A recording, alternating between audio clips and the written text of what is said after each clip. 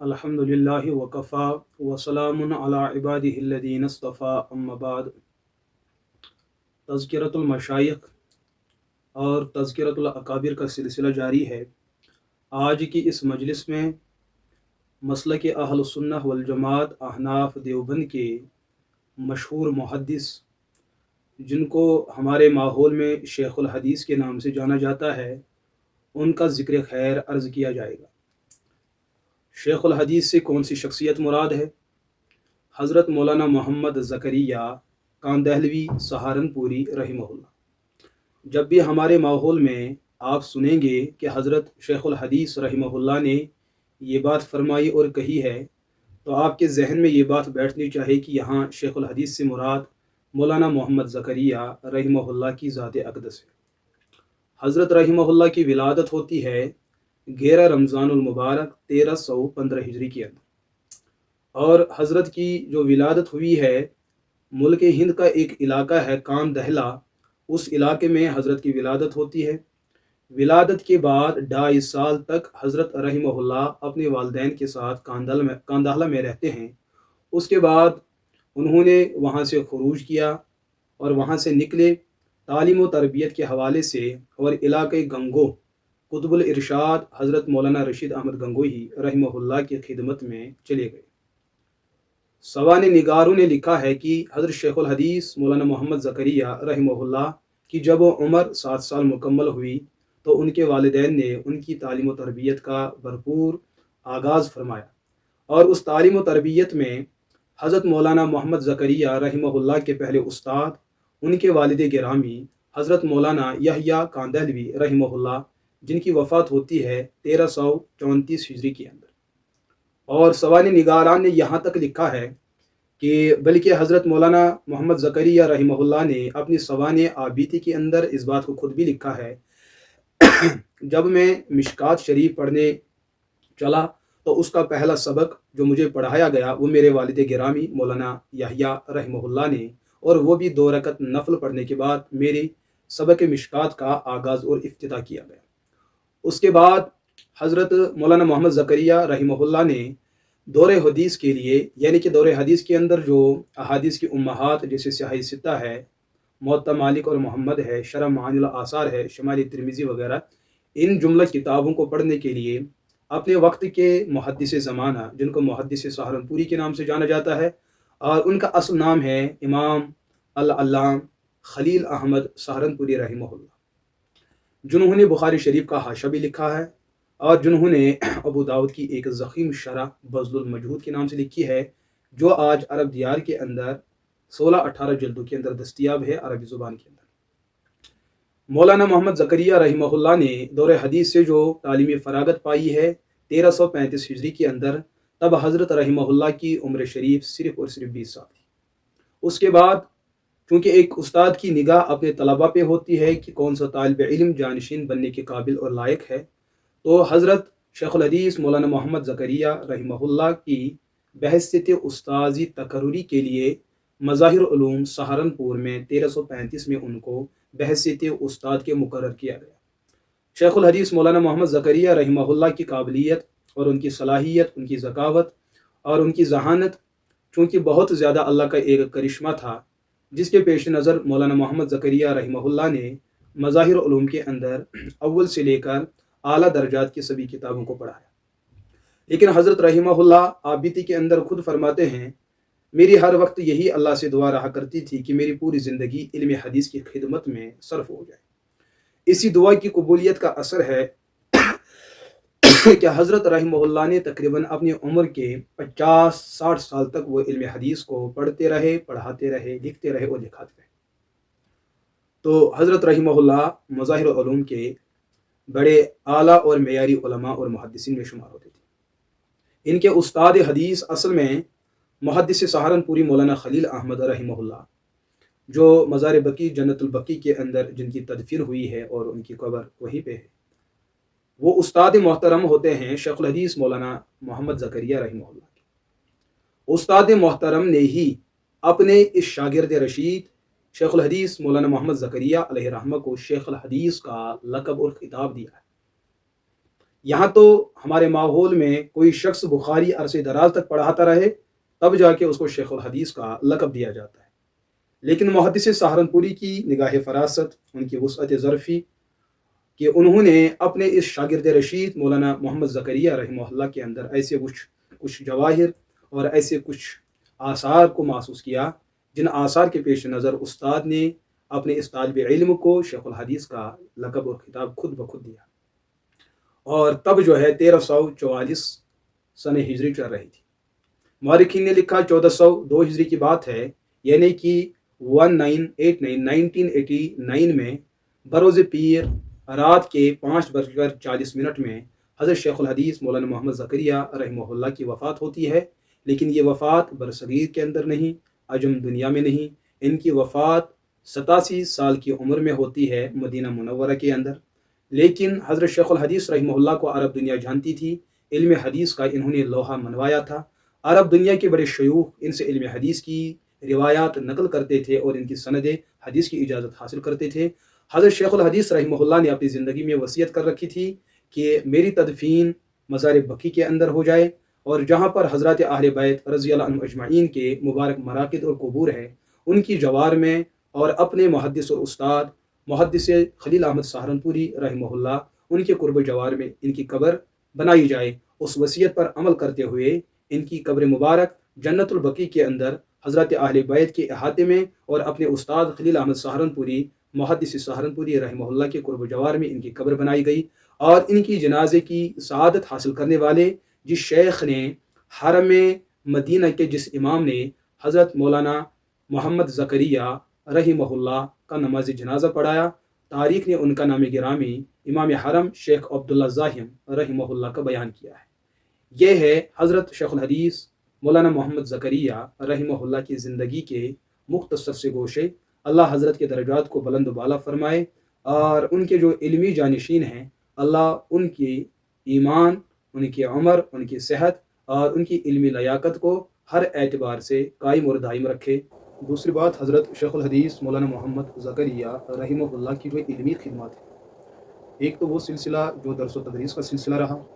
کہ حضرت اپنی عمر کے 20 سال سے لے کر زندگی کے آخری پڑاؤ تک پوری زندگی حضرت رحمہ اللہ علم دین کی درس و تدریس کرتے رہے۔ اس دوران حضرت رحمہ اللہ نے جو اپنی علمی خدمات کتب کی شکل میں اپنے پیچھے صدقہ جاری کی حیثیت سے چھوڑ رکھی ہے، ان کے سوانح نگاران نے بالخصوص ان کے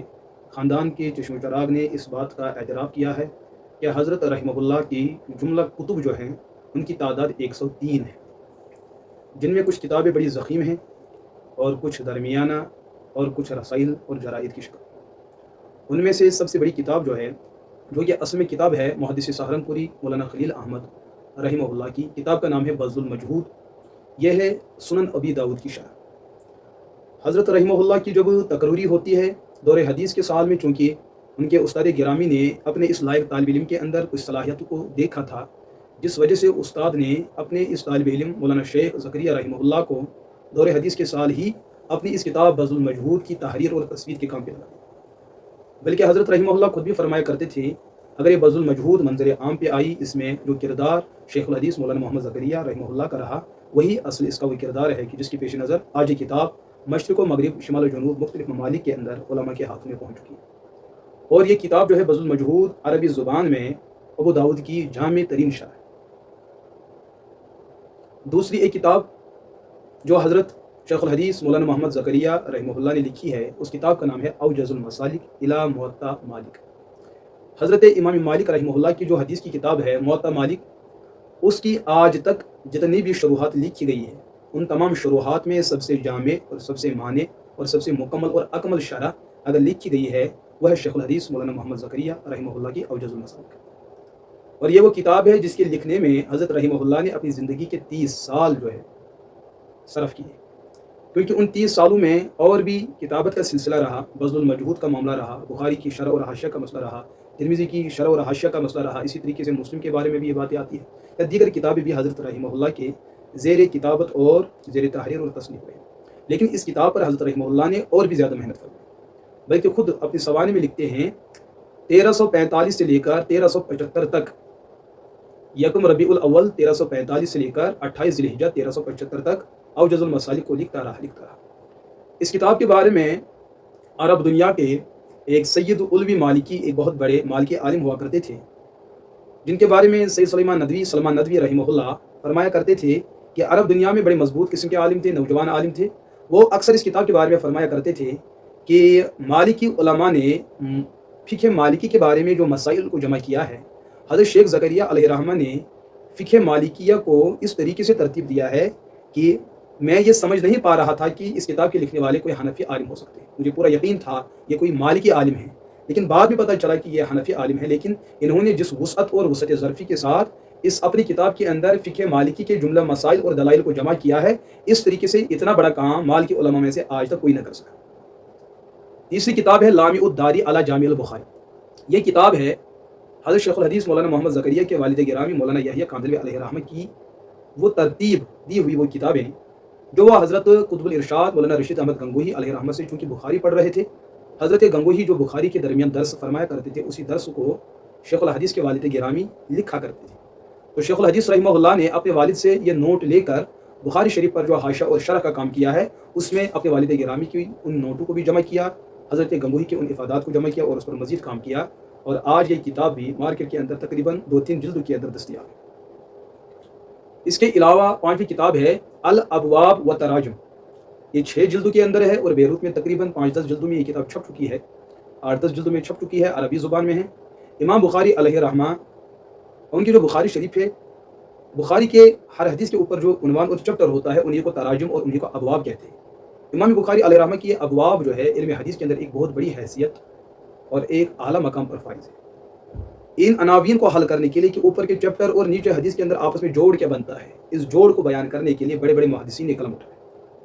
لیکن اس مسئلے میں شیخ الحدیث مولانا محمد زکریا علیہ الرحمہ نے جس طریقے سے امام بخاری کے ابواب کی وضاحت اور توضیح بیان کی ہے، وہ تو حضرت کا ہی خاص ہے۔ اور خصوصاً الابواب و تراجم میں 17 عدد اصول کو اس طریقے سے زیر بحث لایا کہ وہ اس کتاب کا ایک بنیادی حصہ ہے۔ یہ باتیں تو علماء سمجھ سکتے ہیں، عوام کی جو ذہنی سطح ہے اور علمی سطح ہے یہ اس سے جو ہے زائد ہے۔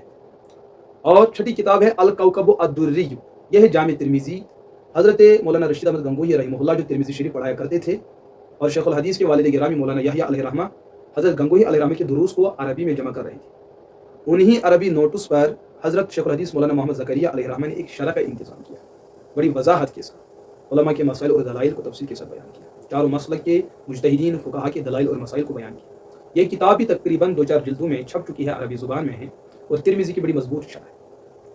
ایک کتاب ہے جزء حجۃ الوداع والعمرات، یہ عربی زبان میں حضرت رحمہ اللہ نے لکھی ہے کہ اللہ کے رسول علیہ الصلوۃ والسلام نے جو حجۃ الوداع کے موقع پہ جو تقریر فرمائی، اس مقام تک پہنچنے کے لیے اللہ کے رسول علیہ الصلوۃ والسلام جس ماحول اور جن حالات سے گزرے، ان تمام احوال کو الف سے لے کر یا تک قلم کی۔ حضور کے مبارک عمرہ، ان کی مبارک تفصیل عربی زبان کے اندر ایک کتاب ہے، بلکہ اس موضوع کے اندر یہ انسائکلوپیڈیا ہے۔ ایک دوسری کتاب لکھی الاعتدال فی مراتب الرجال، یہ اردو میں اسلامی سیاست اس کا نام ہے۔ 1356 ہجری کے اندر اس کتاب کو لکھا گیا۔ برصغیر کے اندر جو سیاسی کشمکش چل رہی تھی کہ کانگریس ایک طرف دوسری طرف لیگ والے تھے، تو چونکہ ملکی حالات کے پیش نظر دین اسلام کے استحکام اور مسلمانوں کی تحفظ ایمان اور تحفظ جان و مال کے لیے علماء کو 2 حصوں میں تقسیم ہونا پڑا۔ کچھ کانگریس کے ساتھ جڑ گئے اور کچھ لیگ کے ساتھ جڑ گئے، لیکن تیسرا فریق وہ تھا کہ جن لوگوں نے ان کو آپس میں ٹکرانے کی کوشش کی، اور ٹکرانے کا سلسلہ اتنا رہا کہ 2 طرفہ جو سیاسی لوگ تھے انہوں نے 2 طرفہ ان مشائخ اور علماء کی عزت کو پامال کرنا چاہا، جس کے لیے ایک خط لکھا گیا حضرت شیخ زکریا رحمہ اللہ کے پاس۔ حضرت نے اس خط پر یہ کتاب لکھی الاعتدال فی مراتب الرجال، اور اس میں عوام الناس کو باخبر کیا کہ سیاسی اغراض اور مقاصد کے پیش نظر علماء کی عزت اور احترام کو پامال نہیں کیا جا سکتا۔ حضرت رحمہ اللہ کی مطبوعات اور تصنیفات میں سے ایک کتاب ہے خصائص نبوی فضائل نبوی شرح شمائل ترمذی۔ اللہ کے رسول علیہ الصلوۃ والسلام کی مبارک زندگی پر سب سے زیادہ مضبوط کتاب جو لکھی گئی ہے وہ امام ترمذی علیہ رحمہ کی شمائل۔ اس شمائل کا اردو میں ترجمہ اور تفسیر اور وضاحت کے ساتھ حضرت شیخ زکریا علیہ رحمہ نے لکھی ہے، الحمدللہ بڑی مقبول کتاب ہے۔ اور ایک کتاب لکھی ہے حضرت نے اپنی زندگی کے بارے میں، آپ بیتی، اپنی زندگی بایوگرافی، یہ بھی 2 ضخیم جلدوں کے اندر ہے۔ اور اپنی زندگی کے آخری لمحات میں جو حضرت نے کتاب لکھی ہے وہ فضائل تجارت، یہ کتاب، یہ فضائل تجارت حضرت شیخ زکریا علیہ رحمہ کی زندگی کی آخری کتاب ہے، جسے حضرت مفتی عاشق الہی بلند شہری رحمہ اللہ نے حضرت کی سوانح لکھتے لکھتے آخر میں اس بات کا انکشاف فرمایا، یہ حضرت کی زندگی کی آخری کتاب ہے۔ لیکن میں نے پہلے بھی عرض کیا کہ حضرت کی جو کتابیں ہیں وہ بتایا جاتا ہے 103، اس میں صرف 42 کتابیں چھپ چکی ہے، 61-62 کتابیں ابھی جو ہے وہ ابھی مسودات میں ہیں، ان کو ابھی جو ہے طبع نہیں کیا گیا، بلکہ اس پہ کام تو چل رہا ہے، کچھ کتابیں اور بھی آ چکی ہے۔ تو یہ کتابیں تھیں جن کے بارے میں نے کچھ مختصر عرض کیا۔ البتہ ہمارے ماحول کے اندر حضرت مولانا شیخ زکریا رحمہ اللہ کو جیسے جانا اور پہچانا جاتا ہے وہ اس کتاب کی وجہ سے، فضائل اعمال۔